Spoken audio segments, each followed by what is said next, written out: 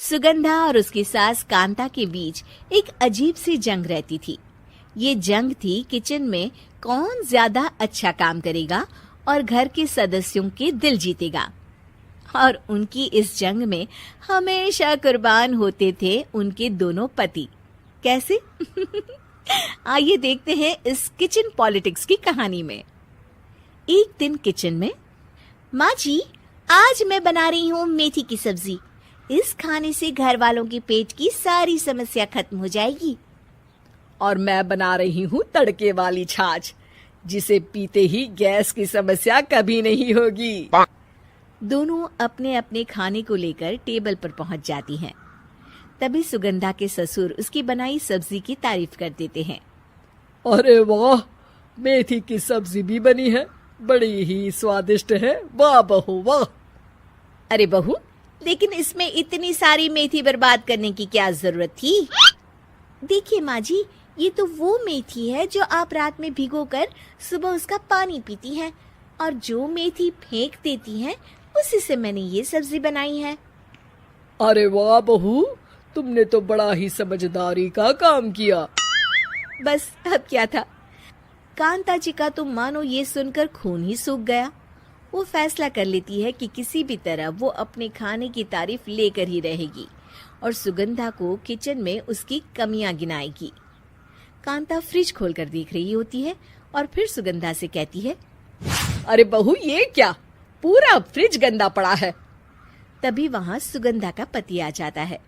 वो सुगंधा को डांट कर कहता है, सुगंधा, तुम्हें कितनी बार कह रखा है कि वायरस फैल रहा है, साफ सफाई का पूरा ख्याल रखना है, लेकिन तुम किचन में इतनी गंदगी रखोगी तो कैसे चलेगा। सुगंधा सास की तरफ देखती है जहाँ वो मुस्कुरा रही होती है। सुगंधा समझ जाती है कि सास ने उससे बदला लेने के लिए ये सब किया है। दोनों रात के खाने की तैयारी में लग जाती हैं। दोनों ना एक दूसरे की तरफ देखती हैं और ना ही एक दूसरे से बातें करती हैं। रात को खाने की टेबल पर एक एक कर दोनों कई तरह के अलग अलग व्यंजन टेबल पर लगा देती हैं और अपने अपने पति के पास जाकर खड़ी हो जाती हैं। अरे खाइए जी खाइए, मैंने बड़ी मेहनत से बनाया है। प्लेट में वो खाना डालती हैं। सुगंधा भी दोनों की प्लेट में खाना डालते हुए कहती है, बड़ी ही मेहनत लगी है इस खाने को बनाने में। हाँ, दोनों को ना चाहते हुए भी सारा खाना खाना पड़ता है। कहीं दही तो कहीं मलाई तो कहीं मसाला। और इन सब के बाद दोनों बड़ी ही मुश्किल से अपने कमरे में सोने जाते हैं। लेकिन अगली सुबह सुगंधा का पति चिल्ला रहा होता है, हाय रे, हाय मेरा तो पेट खराब हो गया, हाय माँ बहुत दर्द हो रहा है। तो वहीं कांता के कमरे से भी कुछ ऐसी ही आवाज आने लगती है। हे भगवान, इस सास बहू की लड़ाई हमारी जान लेकर रहेगी।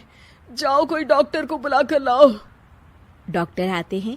दोनों को देखकर कांता और सुगंधा से कहती हैं, देखिए, आप दोनों इन्हें खाने में हल्का ही दीजिएगा।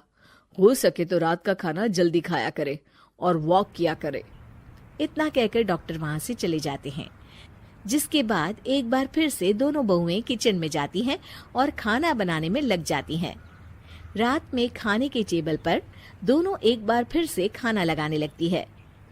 पापा जी, मैंने ये पतली मूंग की दाल की खिचड़ी के साथ ये पापड़ और पुदीने की चटनी भी बनाई है।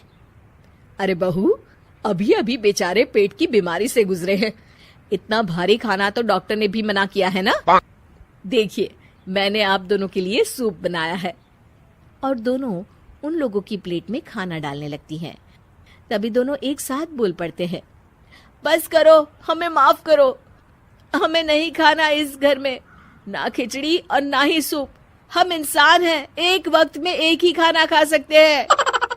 बस करो, हमें माफ करो, हमें नहीं खाना इस घर में ना खिचड़ी और ना ही सूप। हम इंसान हैं, एक वक्त में एक ही खाना खा सकते हैं। इतना कहकर वो दोनों वहां से चले जाते हैं। कहानी का अंत। आप लोग उम्मीद कर रहे होंगे कि अंत में सब ठीक हो जाएगा।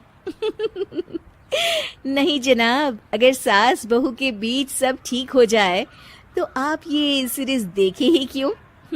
तो मजा लीजिए इस चैनल में सास बहू से जुड़ी कहानियों का, क्योंकि ये ऐसा रिश्ता है जिसकी मिठास उसकी खटास में हमेशा ज्यादा ही रहती है।